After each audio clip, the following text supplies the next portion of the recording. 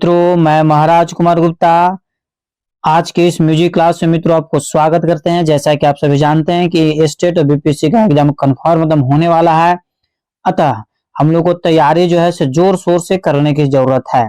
जब तक तैयारी आर पार नहीं करिएगा, मतलब तैयारी में जब तक जान नहीं लाइएगा, तब तक रिजल्ट होने वाला नहीं। अतः प्रत्येक प्रश्न को हम लोग बारीकी से क्लियर करेंगे मित्रों। यह मैराथन क्लास आपको 10 नंबर है। इस क्लास में मित्रों हम लोग टेकअप करेंगे ए स्टेट और बीपीएससी यदि निकालना है तो हम जैसे पढ़ा रहे हैं उसके अनुसार आपको जरूर पढ़ाना होगा। और मित्रों बहुत कम शुल्क में मित्रों पीडीएफ और नोट्स कॉपी और वीडियो मित्रों हम लोग अवेलेबल करवा दिए हैं, अतः आप कोर्स को जरूर खरीद ले ताकि आपका रिजल्ट 100% मित्रों निश्चित हो जाए। अतः बिना समय गवाए हुए आज के प्रथम प्रश्न पर हम लोग चलेंगे। मुखधारा नाटक की रचना किसने की? मुखधारा नाटक की रचना किसने की? ए में आपका मित्र बंकिम चंद्र चटर्जी, बी में आपका गोपीनाथ, सी में मित्रों रविंद्रनाथ टैगोर और डी में है मित्रों आपको जा प्रेमलता। बताइए मित्रों क्या आंसर होगा। सभी के सभी प्रश्न मित्रों अति महत्वपूर्ण है और सभी के सभी प्रश्न हम लोग जैसे न्यू पैटर्न पर मित्रों तैयार किए हैं, अतः आप वीडियो को अंतिम समय तक जरूर देखें। तो मित्रों इस प्रश्न का जो आपको आंसर हो जाएगा option number C Rabindranath Tagore. मतलब मुखधारा नाटक की रचना किसने की है? तो आर.एन. टैगोर साहब है। अगला प्रश्न मित्रों जो कि बेहद महत्वपूर्ण है, निम्न में से कौन सा नाटक रविंद्र ने नहीं रचा है? मतलब इनमें से कौन सा ऐसा जो नाटक है जिसको रविंद्रनाथ टैगोर ने नहीं लिखा है? तो ए में आपका मित्रों चित्रांगदा है, बी में मित्रों चंडालिका है, सी में आपका मानव है और डी में मित्रों श्यामा है। बताइए क्या आंसर होगा। सभी प्रश्नों को मित्रों आंसर कमेंट्स में आप जरूर दिया कीजिए। इससे फायदा आपको यह है कि 100% आपको आंसर याद हो जाएगा। तो मित्रों इस प्रश्न का जो आपका आंसर हो जाएगा, मानव नामक जो किताब है मित्रों नाटक है, उसकी रचना आर.एन. टैगोर साहब नहीं किए हैं। इस प्रकार मित्रों क्वेश्चन नंबर 4 पर हम लोग चलेंगे।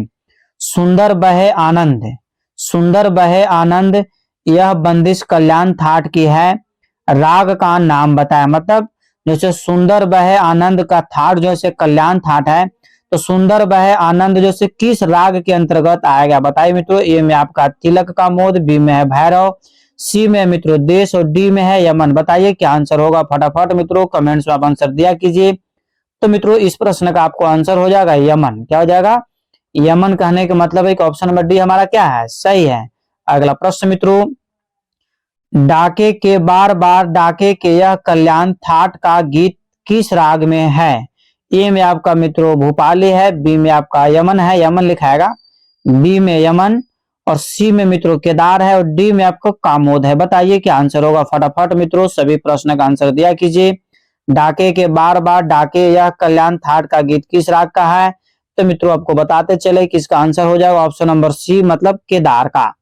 इस प्रकार दोस्तों अगले प्रश्न की ओर हम लोग चलेंगे। अगला प्रश्न मित्रों कि हमारे करो जीवन दान गीत का राग में है, हमारे करो जीवन दान गीत का राग में है, मतलब किस राग के अंतर्गत मित्रों आएगा? ए में आपका भीम पलासी, बी में शंकरा, सी में भीम पलासी और डी में मित्रों चारुकेशी। बताइए मित्रों क्या आंसर होगा। सभी प्रश्न का आंसर आप कमेंट्स में दिया कीजिए। और मित्रों बहुत कठिन कठिन परिश्रम और हार्ड प्रश्न इसलिए लेकर गए हैं कि अब कंपटीशन बहुत टफ होने वाला है, अतः आप अधिक से अधिक क्वेश्चन को रिवाइज जरूर करें। तो मित्रों इस प्रश्न का आपको जो आंसर हो जाएगा दोस्तों ऑप्शन नंबर बॉल, मतलब शंकरा। इस प्रकार हम लोग क्वेश्चन नंबर 7 पर चलेंगे कि मंदिर मन के गीत किस राग में है? मंदिर मन के गीत किस राग में है? मतलब मंदिर मन के गीत किस राग के अंतर्गत आएगा मित्रों? ए में आपका ऑप्शन है अंडाना, बी में है मारवा, सी में है जोग और डी में मित्रों मालकौंस। बताइए दोस्तों क्या आंसर होगा। सभी प्रश्न का आंसर आप कमेंट में फटाफट दिया कीजिए कि मंदिर मन के गीत किस राग में है। तो मित्रों आपको बताते चले कि इसका आंसर आपको हो जाएगा अडाना, मतलब एपल आंसर क्या है? सही है। एक चीज आपको मित्रों जरूर बोलेंगे कि यदि जीवन में आप सफल होना चाहते हैं तो प्रतिदिन एक टारगेट फिक्स कीजिए और उस टारगेट को पूरा करने में अपना पूरा दिन लगा दीजिए। आगे आने वाला समय आपका निश्चित सही हो जाएगा, ये मेरा वचन है। तो मित्रों 8 नंबर प्रश्न पर हम लोग चलेंगे कि चल अचल भाई गीत किस राग में है? चल अचल भाई गीत जैसे किस राग में है? ए में आपका बैरागी भैरव है, बी में मित्रों अलैया है, सी में आपका अहम है और डी में मित्रों बिलावल है। बताइए क्या आंसर होगा। मित्रों चल चल भाई गीत किस राग के अंतर्गत आएगा। तो मित्रों आपको बताते चले कि इस प्रश्न का जो आंसर, तो मित्रों आपको बताते चले कि इसमें से कोई भी राग सही नहीं है। इस प्रकार ये क्वेश्चन क्या है मित्रों, मिसप्रिंट है। इसी तरीका से मित्रों एग्जाम में भी बहुत सारे ऐसे क्वेश्चन ऑप्शन रहेंगे जो आपको डिस्टर्ब करने के लिए दे दिया जाता है मित्रों, उस सबको घबराने की जरूरत है नहीं। इस प्रकार मित्रों हम लोग अगले प्रश्न की ओर चलेंगे। रविंद्र संगीत शब्द का शब्द सर्वप्रथम कब प्रयुक्त हुआ। रविंद्र संगीत शब्द सर्वप्रथम कब प्रयुक्त हुआ। ए में आपका मित्रों ऑप्शन 1825, बी में 1826, सी में 1909 और डी में 1827। बताइए मित्रों क्या आंसर होगा कि रविंद्र संगीत शब्द सर्वप्रथम कब प्रयुक्त हुआ। तो मित्रों आपको बताते चले कि रविंद्र संगीत शब्द का प्रथम बार मित्रों प्रयोग हुआ था 1825 ईस्वी में। 1825 मतलब एप्पल आंसर क्या है, सही है। इस प्रकार मित्रों हम लोग अगले प्रश्न की ओर चलेंगे कि मिटिल सब क्षुधा गीत किस राग में है। मिटिल सब क्षुधा किस राग में है। ए में आपका मित्रों ऑप्शन है जौनपुरी, बी में है ललित, सी में आशा भैरवी और डी में मित्रों भैरवी। बताइए क्या आंसर होगा। सभी प्रश्न का मित्रों कमेंट्स में आंसर आप जरूर दिया कीजिए कि मिटिल सब क्षुधा किस राग में है। तो मित्रों आपको बताते चलें इस प्रश्न का जो आंसर है मित्रों ऑप्शन नंबर सी मतलब आशा भैरवी। इस प्रकार मित्रों अगले प्रश्न की ओर हम लोग चलेंगे कि सतगान ग्रंथ किसने लिखा। सतगान ग्रंथ किसने लिखा। ए में आपका मित्रों भवन भट्टाचार्य है, बी में मित्रों सरता देवी, सी में विश्वमोहन भट्ट और डी में मित्रों शांति देव घोष। बताइए क्या आंसर होगा। फटाफट मित्रों आप जैसे कमेंट्स में आंसर दिया कीजिए। तो मित्रों आपको बताते चलें कि इसका जो रियल आंसर है सरला देवी हो जाएगा। बी नंबर में प्रिंट मित्रों लिखा गया है सरला देवी। क्या होगा, सरला देवी, अर्थात बी ऑप्शन हमारा क्या है, सही है। इस प्रकार मित्रों अगले प्रश्न की ओर हम लोग चलेंगे कि आर्य भुवन मन मोहिनी गीत किस ताल में है।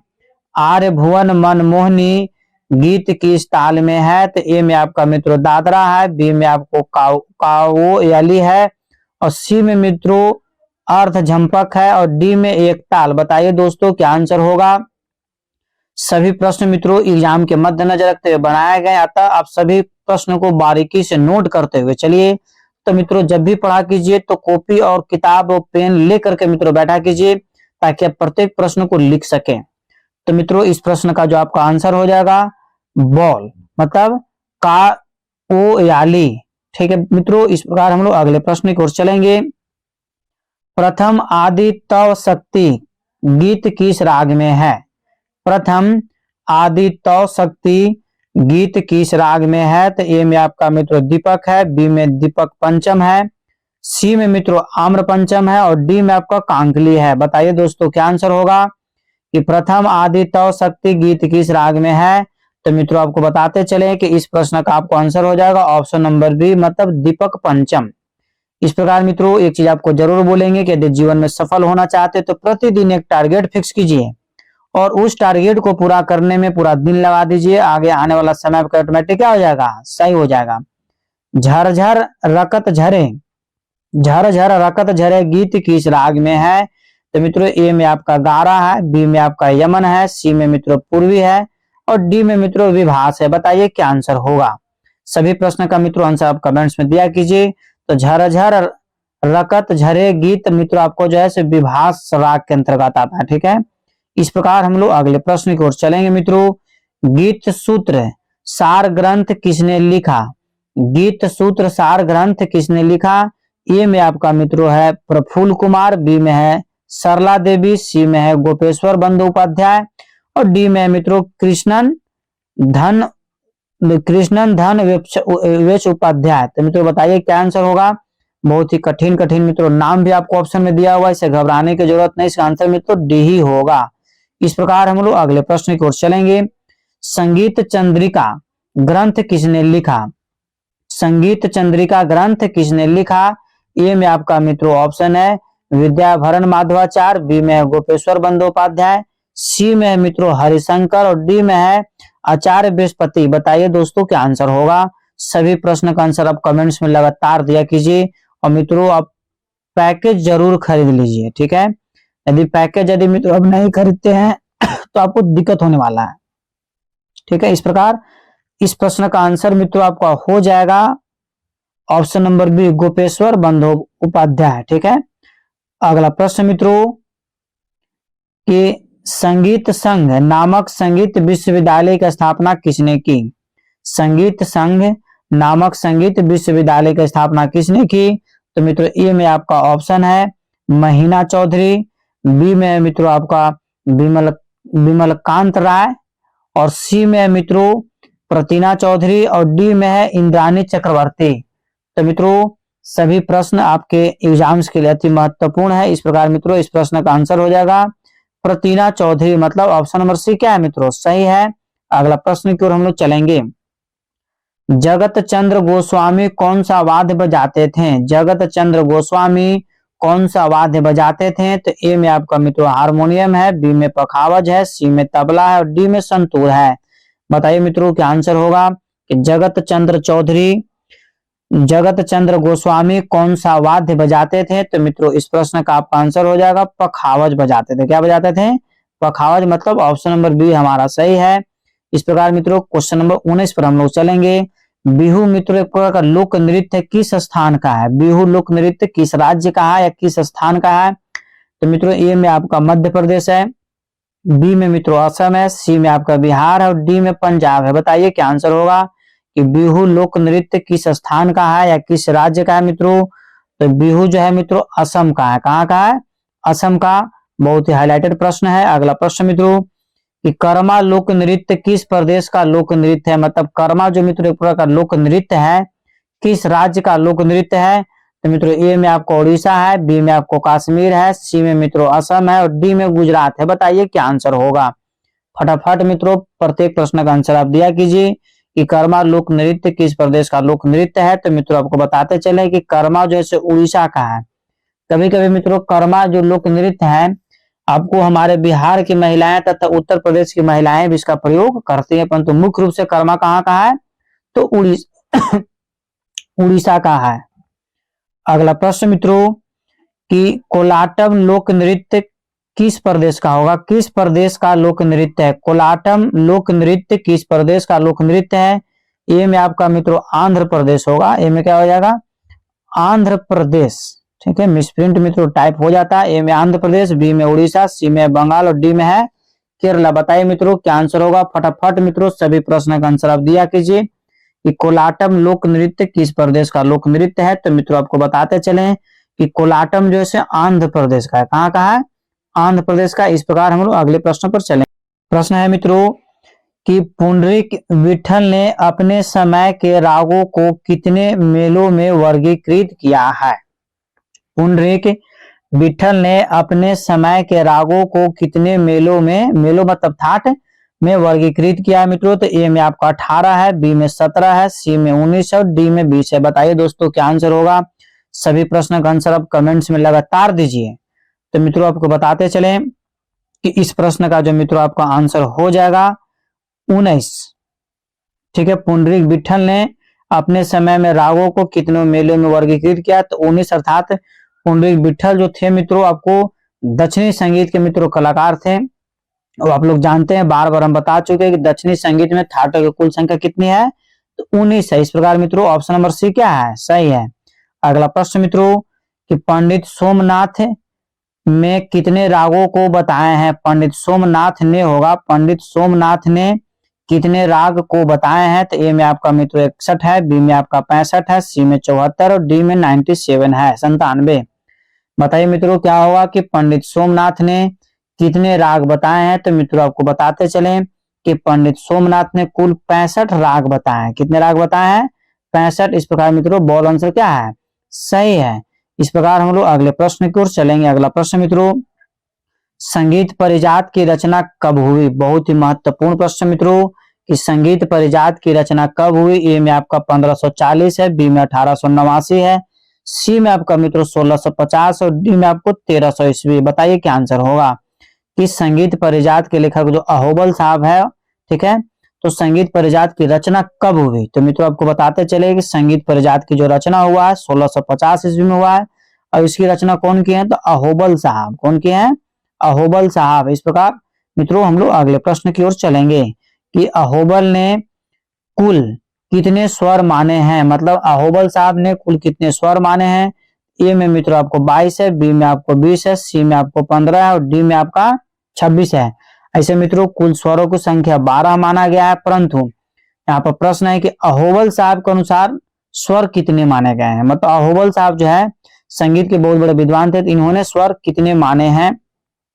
तो मित्रों आपके एग्जाम्स के लिए अति महत्वपूर्ण प्रश्न है। तो मित्रों अहोबल साहब जो है 22 स्वर माने, कितने स्वर माने हैं, 22 स्वर माने हैं। मतलब एपल आंसर हमारा क्या है, सही है। इस प्रकार मित्रों अगले प्रश्न की ओर चलेंगे कि अहोबल ने 22 स्वरों के कितने नाम बताए हैं। अहोबल ने 22 स्वरों के कितने नाम बताए हैं। तो मित्रों ए में आपका 29 है, बी में आपका 22 है, सी में आपका 35 है और डी में आपका 25 है। बताइए क्या आंसर होगा कि अहोबल ने 22 स्वरों के कितने नाम बताए हैं। मित्रों तो आपको बताते चले कि अहोबल साहब जैसे 22 स्वरों के कुल 29 नाम बताए हैं। मतलब एपल आंसर हमारा क्या है, सही है।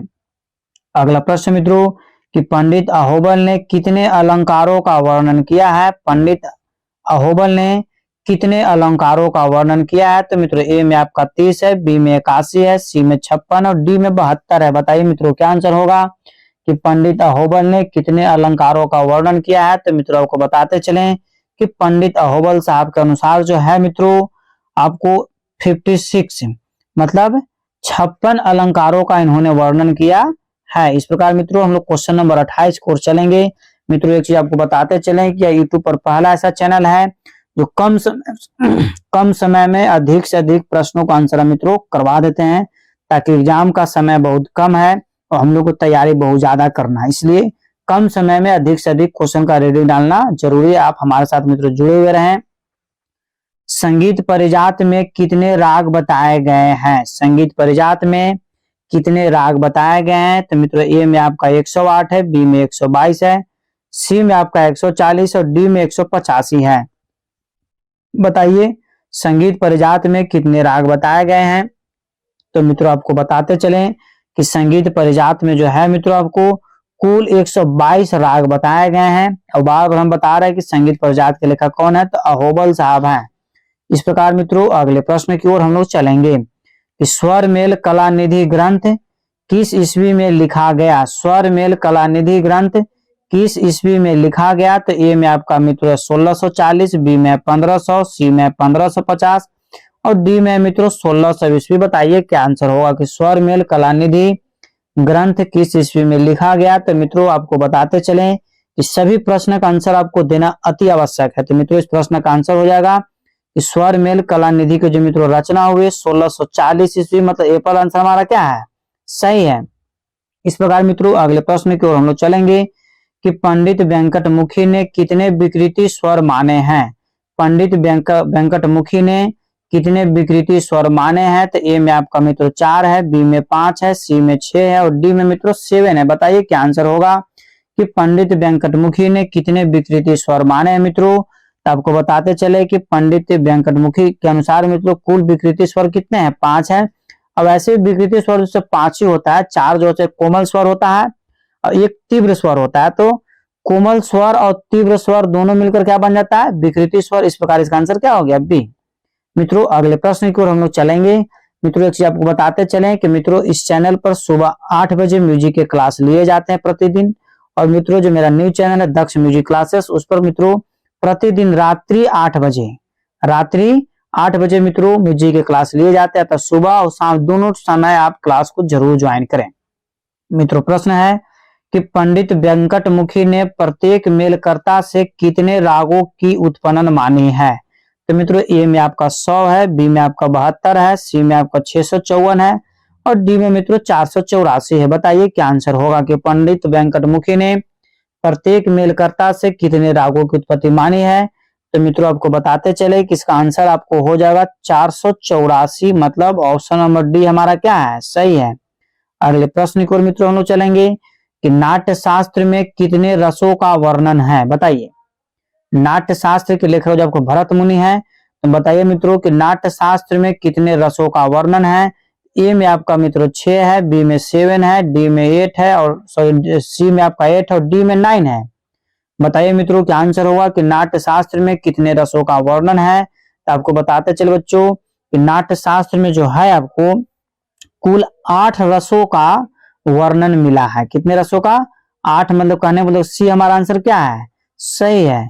इस प्रकार हम लोग अगले प्रश्न की ओर चलेंगे कि नाट्य शास्त्र ग्रंथ भरत ने किस काल में लिखा था। ठीक है, अभी कुछ के पहले ही प्रश्न में बता दिए थे कि नाट्य शास्त्र के लेखक कौन है, तो भरत साहब है। तो प्रश्न मित्रों कि नाट्य शास्त्र ग्रंथ भरत ने किस काल में लिखा था। तो ए में आपका मित्रों वैदिक काल हो जाएगा, बी में आपका मुगल काल हो जाएगा, सी में आपको मित्रों नाग युग हो जाएगा और मित्रों डी में आपका जैन युग हो जाएगा। बताइए क्या आंसर होगा। फटाफट मित्रों आप कमेंट्स में आंसर दिया कीजिए।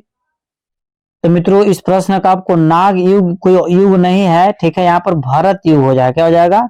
भरत युग यहाँ पर मित्रों आंसर होगा, अर्थात ऑप्शन नंबर सी हमारा क्या है, सही है। इसी तरीका से मित्रों एग्जाम्स में भी जो है मित्रों मिसप्रिंट ऑप्शन रहते हैं, आपको घबराने की जरूरत नहीं है। नाट्य शास्त्र ग्रंथ की रचना जैसे किस काल में, तो भरत युग में मित्रों हुआ था। अगला प्रश्न है कि मौर्य काल होगा, मौर्य काल, ठीक है। मौर्य काल के संगीत विकास का पिता किस ग्रंथ से मिलता है, ठीक है, या लगता है। तो मित्रों ए में आपका इंडिका है, बी में मित्रों सहस्त्र मूर्ति है, डी में आपका चाणक्य नीति है, सॉरी सी में चाणक्य नीति है और डी में मित्रों आईने अकबरी है। बताइए मित्रों क्या आंसर होगा कि मौर्य काल के संगीत विकास का पता जो है से किस ग्रंथ से लगता है। तो मित्रों इस प्रश्न का जो आपका आंसर हो जाएगा इंडिका से। कौन किस हो जाएगा? इंडिका से, ठीक है। आपको बताना है मित्रों कि इंडिका पुस्तक के लेखक कौन है, मेगास्थनीज है कि चाणक्य है, इस तरीके से आपको ऑप्शन रहेगा। अगला प्रश्न मित्रों कि कालिदास किस राजा के दरबारी कवि थे। अति महत्वपूर्ण प्रश्न मित्रों कि कालिदास जो है से किस राजा के दरबारी कवि थे। ए में आपका मित्रों मानसी तोमर है, बी में चंद्रगुप्त है, सी में आपको अकबर है और डी में मित्रों वीरसेन है। बताइए क्या आंसर होगा कि कालिदास किस राजा के दरबार में रहते थे। तो मित्रों आपको बताते चले कालिदास जो है से चंद्रगुप्त के दरबार में रहते थे। इस प्रकार ऑप्शन मित्रों बी क्या है, सही है। अगला प्रश्न की ओर चलेंगे। क्रमिक पुस्तक मालिका के कितने भाग हैं। मित्रों हम बहुत बार बता चुके हैं कि क्रमिक पुस्तक मालिका के लेखक कौन है, परंतु यहाँ पर आपको प्रश्न है कि क्रमिक पुस्तक मालिका के कितने भाग हैं। ए में आपका मित्रों 5 है, बी में आपका 7 है, सी में आपका 8 है और डी में मित्रों 6 है। बताइए क्या आंसर होगा कि क्रमिक पुस्तक मालिका के कितने भाग है मित्रों। तो आपको बताते चले कि क्रमिक पुस्तक मालिका के जो आपको मित्रों भाग हैं कुल जो है 6 भाग है, ठीक है। अगला प्रश्न मित्रों मतलब 6 कहने का मतलब ऑप्शन नंबर डी सही ना हो गया। अगले प्रश्न की ओर चलेंगे हम लोग कि भारत खंडे की पद्धति में राम के लिए क्या चिन्ह है। ठीक है, राम नहीं सॉरी राग होगा, क्या होगा, राग, ठीक है। भारत खंडे की पद्धति में राग के लिए क्या चिन्ह है। ए में आपका मित्रों क्रॉस है, बी में जो आपका मित्रों प्लस है, सी में आपका 1 है और डी में मित्रों 3 है। बताइए क्या आंसर होगा कि भारत खंडे की पद्धति में राग के लिए क्या चिन्ह है। तो मित्रों आपको बताते चले कि भारत खंडे की पद्धति में राग के लिए क्रॉस का चिन्ह प्रयोग किया गया है, मतलब ए पर आंसर क्या है, सही है। इस प्रकार हम लोग अगले प्रश्न की ओर चलेंगे। अगला प्रश्न मित्रों कि श्यामल छाया नाहया गेले गीत किस ताल में है। ए में आपका मित्रों लक्ष्मी ताल है, बी में आपका रुद्र ताल है, सी में आपका झंपक ताल है और डी में मित्रों विषम पदी ताल है। बताइए क्या आंसर होगा कि श्यामल छाया नहाया गेले गीत किस ताल में है। तो मित्रों आपको आंसर बताते चले कि हो जाएगा विषम विषम विषम पदी ताल में है, मतलब ऑप्शन नंबर डी हमारा क्या है, सही है मित्रों। इस प्रकार हम लोग अगले प्रश्न की ओर चलेंगे कि आमी फिरवाना रे गीत किस ताल में है। आमी फिरवाना रे गीत किस ताल में है। तो मित्रों ए में आपका ऑप्शन है कश्मीरी खेमटा, बी में है शिखर, सी में मित्रों रूपकर और डी में मित्रों षष्ठी। बताइए क्या आंसर होगा कि आमी फिरवाना रे गीत किस ताल में है मित्रों। तो आपका इस प्रश्न का आंसर आपका हो जाएगा मित्रों एप्पल, मतलब कश्मीरी खेमटा। अगले प्रश्न की ओर चलेंगे हम लोग मित्रों कि अगला प्रश्न मित्रों कि आजी वहीदे वसंत पवन गीत किस ताल में है। ए में आपका मित्रों तेवरा ताल है, बी में आपका मित्रों रूपक ताल है, सी में आपका दादरा ताल है और डी में मित्रों कहारवा ताल है। बताइए क्या आंसर होगा कि आजे बहिदे बसंत पवन किस, जैसे गीत जो है से किस ताल में है। तो मित्रों इस प्रश्न का जो आपका आंसर हो जाएगा मित्रों एप्पल मतलब तैवरा ताल में। ठीक है, इस प्रकार जो है अल्टरनेट आपको लग भी रहा है। ठीक है, इससे घबराने की जरूरत नहीं मित्रों। अगला प्रश्न है कि हे मन तारे देखे गीत किस ताल में है। ए में आपका मित्रों सवारी ताल है, बी में आपका रूपक ताल है, डी में मित्रों सट पिता पुत्रक और डी में मित्रों त्रिपुटक है। बताइए मित्रों क्या आंसर होगा। फटाफट मित्रों आप आंसर कमेंट्स में दिया कीजिए कि हे मन तारे देख गीत किस ताल में है। तो मित्रों आपको बताते चले कि इसका आंसर हो जाएगा रूपक है। क्या हो जाएगा, रूपक कहने का मतलब कि ऑप्शन नंबर बी हमारा क्या है, सही है। अगले प्रश्न की ओर चलेंगे मित्रों। 2x2x2x2 विभाग किस ताल के है। तो ए में आपको मित्रों यथ है, बी में षष्ठी है, सी में मित्रों अठ है और डी में मित्रों रूपक है। बताइए क्या आंसर होगा। फटाफट मित्रों कमेंट्स में आप आंसर दिया कीजिए। तो मित्रों 2x2x2 जो है आपको यथ ताल के अंतर्गत आता है। एप्पल आंसर हमारा क्या है, सही है। इस प्रकार मित्रों अगले प्रश्न की ओर हम लोग चलेंगे। केन जागेना जागेना अवस्परान गीत किस ताल में है मित्रों। ए में आपका मित्रों अठ ताल है, बी में आपका मत ताल है और सी में मित्रों एक ताल है और डी में आपका गत ताल है। तो मित्रों इस प्रश्न का आंसर, तो मित्रों इस प्रश्न का जो आपका आंसर हो जाएगा ऑप्शन नंबर डी मतलब गत ताल। ठीक है, इस प्रकार हम लोग अगले प्रश्न की ओर चलेंगे। अगला प्रश्न मित्रों कि हे सखा मम हृदय रहो गीत किस ताल में बंधा है। तो ए में आपका मित्रों एक ताल है, बी में आपका तीन ताल है, सी में मित्रों दीपचंदी ताल है और डी में मित्रों झुमरा ताल है। बताइए क्या आंसर होगा। फटाफट मित्रों प्रत्येक प्रश्न का आंसर आप कमेंट्स में दिया कीजिए। तो मित्रों इस प्रश्न का जो आपका आंसर हो जाएगा एप्पल एक ताल। ठीक है, अगला प्रश्न मित्रों कि सबे आनंद करो गीत का ताल कौन सा है। ए में आपका मित्रों रूपकड़ा है, बी में आपका आड़ाचार ताल है, सी में मित्रों दादरा है और डी में मित्रों तीन ताल है। बताइए क्या आंसर होगा। तो मित्रों इस प्रश्न का जो आपका आंसर हो जाएगा ऑप्शन नंबर बी मतलब आड़ाचार ताल। इस प्रकार मित्रों हम लोग क्वेश्चन नंबर 46 पर चलेंगे। धीमा त्रिताल की लय कैसी होती है। धीमा त्रिताल की लय कैसी होती है। ए में मित्रों आपका ऑप्शन है अतिहूत, बी में है हूत, सी में है विलंबित और डी में है मित्रों डी में जो है मित्रों आपका डी में मित्रों आपका जो है से यहाँ पर धीमा होगा। ठीक है, इस प्रकार मित्रों इस प्रश्न का जो आपका आंसर हो जाएगा ऑप्शन नंबर सी मतलब विलंबित। मित्रों अगला प्रश्न है कि मध्ययान ताल की कितनी मात्राएं होती है। मध्ययान ताल की कितनी मात्राएं होती है। ए में आपका मित्रों 16 है, बी में आपका 5 है, सी में आपका 11 है और डी में मित्रों 10 है। बताइए क्या आंसर होगा कि मध्ययान ताल की कितनी मात्राएं होती है। तो मित्रों आपको बताते चले कि मध्ययान ताल की जो मित्रों मात्रा होती है आपको 16 मात्रा होती है। मतलब एप्पल आंसर हमारा क्या है, सही है। अगला प्रश्न मित्रों विश्व बिना रचे विश्व जन मोहिछे गीत किस शैली का गीत है। ए में आपका मित्रों तंत्र शैली है, बी में आपका ठुमरी शैली है, डी में मित्रों ताल फेरता शैली है और डी में मित्रों आपका है धूपदांग शैली। तो बताइए मित्रों क्या आंसर होगा। सभी प्रश्नों को मित्रों कमेंट्स में आंसर जरूर दिया कीजिए। तो मित्रों इसका आंसर हो जाएगा ताल फेरता शैली। ऑप्शन नंबर सी हमारा क्या है, सही है। इस प्रकार हम लोग क्वेश्चन नंबर 49 की ओर चलेंगे कि रविंद्र संगीत में सर्वाधिक प्रचलित दो तालें कौन सी है। दादरा तथा रूपक, झपताल तथा एक ताल, सी में मित्रों रूपकड़ा तथा झपक और डी में है मित्रों दादरा तथा कहारवा ताल। बताइए क्या आंसर होगा कि रविंद्र संगीत में सर्वाधिक प्रचलित दो ताल थे कौन कौन से मित्रों। तो इस प्रश्न का आपका आंसर हो जाएगा दादरा तथा कहारवा। ऑप्शन नंबर डी क्या है, सही है। इस प्रकार हम लोग अगले प्रश्न की ओर चलेंगे। सुरेर मत ताल और गानेर भाव प्रकाशेर एकटा अंग यह उक्ति किसकी है। ठीक है, ए में आपका मित्रों कालिदास का है, बी में आपको शांति देव घोष का है, सी में रविंद्रनाथ का और डी में मित्रों पन्नालाल घोष का। तो मित्रों आपको बताते चले कि इस प्रश्न का जो आपका आंसर हो जाएगा रविंद्रनाथ टैगोर। मतलब ऑप्शन नंबर सी मित्रों हमारा सही है। बंगाली भाषा मित्रों इसको लिखा गया है। तो मित्रों अगला प्रश्न है कि किस ग्रंथ में रविंद्रनाथ के गीतों के छंद वैचित्र पर प्रत्यक्ष रूप से आलोचना की गई है? तो मित्रों ए में आपका है रविंद्र संगीत, बी में है दतिलम, सी में है रविंद्र स्मृति और डी में मित्रों गीतांजलि। बताइए क्या आंसर होगा? फटाफट मित्रों कमेंट्स में आप आंसर दिया कीजिए ताकि कम समय में आपका रिजल्ट हो जाए।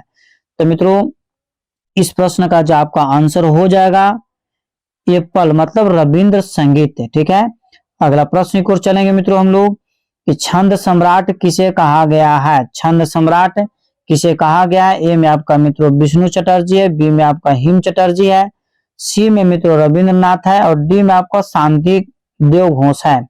बताइए मित्रों क्या आंसर होगा कि छंद सम्राट किसे कहा गया है? तो मित्रों आपको बताते चले कि छंद सम्राट जो है रविंद्रनाथ टैगोर को बोला गया है। ऑप्शन नंबर सी हमारा क्या है? सही है मित्रों। अगला प्रश्न है कि संगीतेर मुक्ति चतुर्थ खंड किसकी रचना है? ए में आपका मित्रों रविंद्रनाथ टैगोर साहब है, बी में स्वामी प्रज्ञानंद, सी में मित्रों आनंद घोष और डी में बीके मुखर्जी। तो मित्रों आपको सभी प्रश्न का आंसर कमेंट्स में इसी तरीका से देते रहना है ताकि आपको कम समय में अधिक से अधिक प्रश्नों का आंसर याद हो जाएगा। तो मित्रों इस प्रश्न का आंसर हो जाएगा रविंद्रनाथ टैगोर। एप्पल आंसर हमारा क्या है? सही है। अगला प्रश्न मित्रों कि प्रसिद्ध ध्रुपद प्राण मामी शंकर की रचना किसने की है? तो मित्रों ए में आपका ऑप्शन है रविंद्रनाथ, बी में है आचार्य बृहस्पति देव, सी में मित्रों कालीचरण और डी में है राम शंकर। बताइए मित्रों क्या आंसर होगा कि प्रसिद्ध ध्रुपद प्राण मामी शंकर की रचना किसने की है? तो मित्रों आपको बताते चले कि इस प्रश्न का जो आपका आंसर हो जाएगा option number D Ram Shankar. अगला प्रश्न मित्रों कि ध्रुपद के वैशिष्ट से प्रभावित रविंद्र संगीत को कितने भागों में बांटा जा सकता है? या फिर पूछेगा कि रविंद्र संगीत को कितने भागों में बांटा गया है? तो मित्रों आपको बताते चले कि रविंद्र संगीत को जो मित्रों 2 भाग, बी में 4 भाग, सी में 3 भाग और डी में 5 भाग। बताइए क्या आंसर होगा कि रविंद्र संगीत को कितने भागों में बांटा गया? मित्रों तो 2 भाग में बांटा गया है। इस प्रकार मित्रों हम लोग 56 नंबर प्रश्न की ओर चलेंगे कि अमार सकल कांटा धन्य करे गीत किस राग पर आधारित है? ए में आपका मित्रों काफी है, बी में आपका भैरवी है, सी में मित्रों खमाज है और डी में आपका पिल्लू है। बताइए मित्रों क्या आंसर होगा? फटाफट मित्रों कमेंट्स में आंसर दिया कीजिए कि अमार सकल कांटा धन्य करे जो है मित्रों आपको खमाज राग के अंतर्गत मित्रों आता है। मतलब ऑप्शन नंबर सी हमारा क्या है? सही है। अगला प्रश्न मित्रों गीत श्री पुस्तक के लेखक कौन है? गीत श्री पुस्तक के लेखक कौन है? ए में आपका मित्रों रविंद्रनाथ टैगोर है, बी में आपका दिलीप कुमार राय है, सी में आपका जयशंकर प्रसाद है, डी में मित्रों निखिल घोष है। बताइए मित्रों क्या आंसर होगा कि गीत श्री पुस्तक के लेखक कौन है? तो मित्रों आपको बताते चले कि गीत श्री पुस्तक के जो लेखक है मित्रों दिलीप कुमार राय है। मतलब बी हमारा आंसर क्या है? सही है। अगला प्रश्न मित्रों कि 3/2 विभाग किस ताल में होते हैं? ए में आपका मित्रों झंपक है, बी में आपका महेश है, सी में मित्रों रूपकड़ है और डी में मित्रों गणित ताल है। बताइए क्या आंसर होगा कि 3/2 विभाग किस ताल में होते हैं? तो मित्रों हो जाएगा झंपक ताल के अंतर्गत मित्रों आते हैं। इस प्रकार हम लोग अगले प्रश्न की ओर चलेंगे। नवताल में कितनी मात्राएं होती है? नवताल में कितनी मात्राएं होती है? ए में आपका मित्रों 7 है, बी में आपका 9 है, सी में 2 है और डी में मित्रों 5 है। बताइए मित्रों क्या आंसर होगा कि नवताल में कितनी मात्राएं होती है? तो मित्रों आपको बताते चले कि नवताल में जो है मित्रों आपको 9 ही मात्रा होती है। ठीक है। इस प्रकार हम लोग अगले प्रश्न की ओर चलेंगे कि पक्षगान कहाँ का लोक नृत्य है? ठीक है, पक्षगान कहाँ का लोक नृत्य है? तो मित्रों बंगाल का, बी में बिहार का, सी में मणिपुर का और डी में है केरल का। बताइए मित्रों क्या आंसर होगा कि पक्षगान कहाँ का लोक नृत्य है? तो मित्रों आपको बताते चले कि पक्षगान जो है केरला का है। कहाँ का है?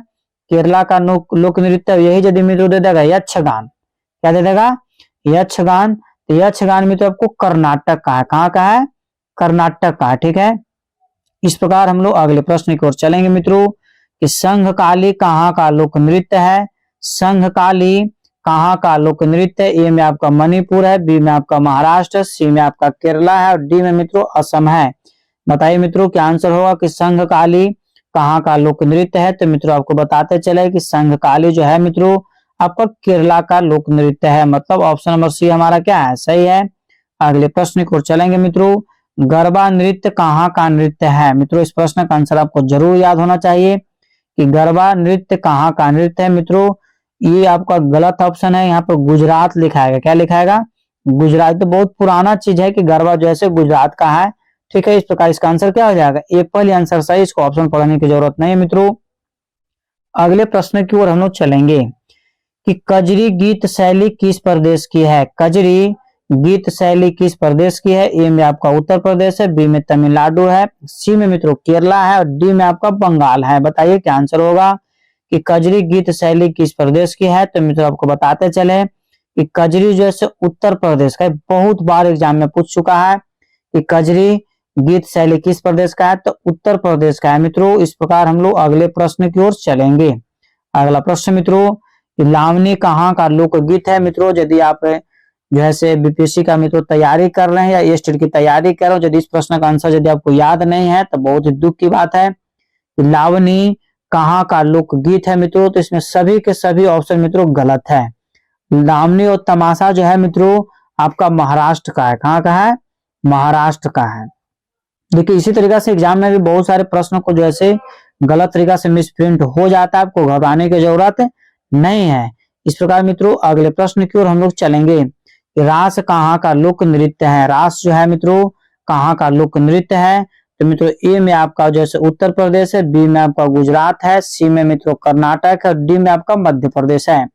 बताइए मित्रों का आंसर होगा रास कहाँ का लोक नृत्य है? तो मित्रों आपको बताते चले रास जो मित्रों लोक नृत्य है आपका गुजरात का है। कहाँ का है? गुजरात का। मतलब ऑप्शन नंबर 20 सही है। तो यदि रास लीला दे देता तो उत्तर प्रदेश हो जाता। ठीक है, सिर्फ यदि रास पूछेगा कि रास कहाँ का लोक नृत्य है तो आपको गुजरात हो गया, और रास लीला दे देगा तो क्या हो जाएगा? उत्तर प्रदेश। इस प्रकार मित्रों इसका आंसर बी क्या है? सही है। अगले प्रश्न की ओर हम लोग चलेंगे। हीर गीत शैली किस क्षेत्र की है? हीर गीत शैली किस क्षेत्र की है? तो मित्रों ए में आपका ऑप्शन है उत्तर प्रदेश, बी में है पंजाब, सी में है मित्रों आपका हिमाचल प्रदेश और डी में है जम्मू कश्मीर। बताइए क्या आंसर होगा कि हीर गीत शैली किस क्षेत्र की है? तो मित्रों आपको बताते चले कि इस प्रश्न का आंसर आपको हो जाएगा बॉल, मतलब पंजाब का। अगला प्रश्न मित्रों कि पटियाली गीत सेती किस प्रदेश की है? ठीक है, पटियाली गीत खैर सेती मिसप्रिंट मित्रों लिखा हुआ, पटियाली गीत जो है किस प्रदेश की है? ए में आपका मित्रों उत्तर प्रदेश है, बी में आपका असम है, सी में मित्रों बंगाल है और डी में आपका बिहार है। बताइए मित्रों क्या आंसर होगा? तो मित्रों इस प्रश्न का आंसर हो जाएगा पश्चिम बंगाल, मतलब ऑप्शन नंबर सी क्या है? सही है। अगला प्रश्न है दोस्तों कि संथाल कहाँ का लोक नृत्य है? ठीक है, सॉरी संघाल लिखा हुआ, संघाल कहाँ का लोक नृत्य है? तो ए में आपका मित्रों बिहार है, बी में आपका असम है, सी में मित्रों उड़ीसा है और डी में आपका केरला है। बताइए मित्रों क्या आंसर होगा? फटाफट मित्रों कमेंट्स में आंसर आप दिया कीजिए। तो मित्रों इस प्रश्न का आपका आंसर हो जाएगा एप्पल, मतलब बिहार का ही है। अगला प्रश्न है कि मांड गीत शैली किस प्रदेश की है? ए में आपका मित्रों गुजरात है, बी में पंजाब है, सी में केरला और डी में राजस्थान। फटाफट मित्रों जितना रनिंग से आपको हम पढ़ा रहे हैं उतना रनिंग से आपको फटाफट आंसर भी देना है। तो मित्रों इस प्रश्न का जो आपका आंसर हो जाएगा ऑप्शन नंबर डी, मांड कहाँ का है? राजस्थान का है। अगला प्रश्न मित्रों कि करियाला किस प्रदेश का लोक नाट्य है? ठीक है, करियाला किस प्रदेश का लोक नाट्य है? तो ए में आपका मित्रों हिमाचल प्रदेश है, बी में आपका केरला है, सी में मित्रों कश्मीर है और डी में आपका उड़ीसा है। बताइए मित्रों क्या आंसर होगा? फटाफट मित्रों कमेंट्स में आंसर दिया कीजिए। तो मित्रों इस प्रश्न का आपका आंसर हो जाएगा एप्पल, हिमाचल प्रदेश। अगला प्रश्न मित्रों कि तमाशा कहाँ खेला जाता है? तमाशा जो है कहाँ खेला जाता है? ए में आपका मित्रों तमिलनाडु है, बी में आपका महाराष्ट्र है, सी में आपका उड़ीसा है और डी में मित्रों असम है। बताइए मित्रों क्या आंसर होगा? तो मित्रों इस प्रश्न का जो आपका आंसर हो जाएगा ऑप्शन नंबर बी, महाराष्ट्र का है। इस प्रकार हम लोग अगले प्रश्न की ओर चलेंगे। किकली कहाँ का लोक नृत्य है? तो मित्रों ए में आपका उत्तर प्रदेश है, बी में आपका जम्मू है, सी में मित्रों पंजाब है और डी में हरियाणा है। बताइए क्या आंसर होगा? तो मित्रों इस प्रश्न का जो आपका आंसर हो जाएगा ऑप्शन नंबर सी, पंजाब का है। किकली कहाँ का लोक नृत्य है? तो पंजाब का नृत्य है मित्रों। इस प्रकार हम लोग 73 नंबर प्रश्न पर मित्रों चलेंगे कि संगीत रत्नाकर में कितने काकू कहे गए हैं? ठीक है, संगीत रत्नाकर में कितने काकू कहे गए? ए में आपका मित्रों 5 है, बी में 6 है, सी में 7 है और डी में मित्रों 8 है। बताइए क्या आंसर होगा कि संगीत रत्नाकर में कितने काकू कहे गए हैं मित्रों? तो इसका आंसर आपको हो जाएगा 6 काकू का वर्णन मिलता है मित्रों। बीपीएससी TRE2 में मित्रों यह प्रश्न पूछा भी गया था। तो इस प्रकार मित्रों हम लोग अगले प्रश्न की ओर चलेंगे।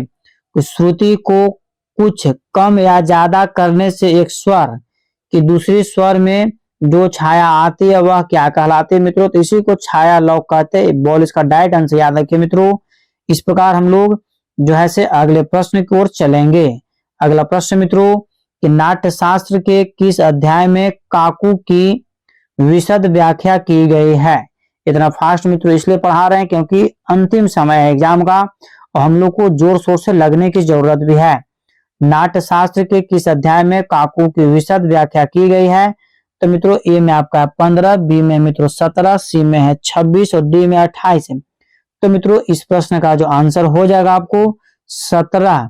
इस प्रकार मित्रों आज का अंतिम प्रश्न है कि नाट्य शास्त्र में कितने प्रकार के वृंद बताए गए हैं? नाट्य शास्त्र में कितने प्रकार के वृंद बताए गए हैं? तो ए में आपका मित्रों 2 है, बी में 4 है, सी में 3 और डी में 5 है। बताइए मित्रों क्या आंसर होगा कि नाट्य शास्त्र में कितने प्रकार के वृंद बताए गए हैं? तो मित्रों इसका आंसर आपको हो जाएगा नाट्य शास्त्र में 3 प्रकार के वृंद बताए गए मित्रों। इस प्रकार आज का क्लास यहीं पर समाप्त किया गया मित्रों। यदि चैनल पर पहली बार विजिट कर रहे हैं तो चैनल को तुरंत सब्सक्राइब मित्रों कर लीजिए, लाइक भी जरूर किया कीजिए, शेयर भी मित्रों अपने स्टडी ग्रुप में तो इसे जरूर शेयर किया कीजिए ताकि कम समय में अधिक से अधिक लोग आपके साथ जुड़ सके। जितना ज्यादा लोग आपके साथ जुड़ेंगे उतना ज्यादा आपको तैयारी अच्छी तरीका से होगा मित्रों। एग्जाम के मद्देनजर रखते हुए मित्रों एक पीडीएफ मित्रों नोट्स को भी तैयार किया गया था। नोट को इस नंबर के माध्यम से जरूर खरीद लें। तब तक कि आप स्वस्थ रहिए, मस्त रहिए। एक बार प्रेम से बोलिए भारत माता की जय।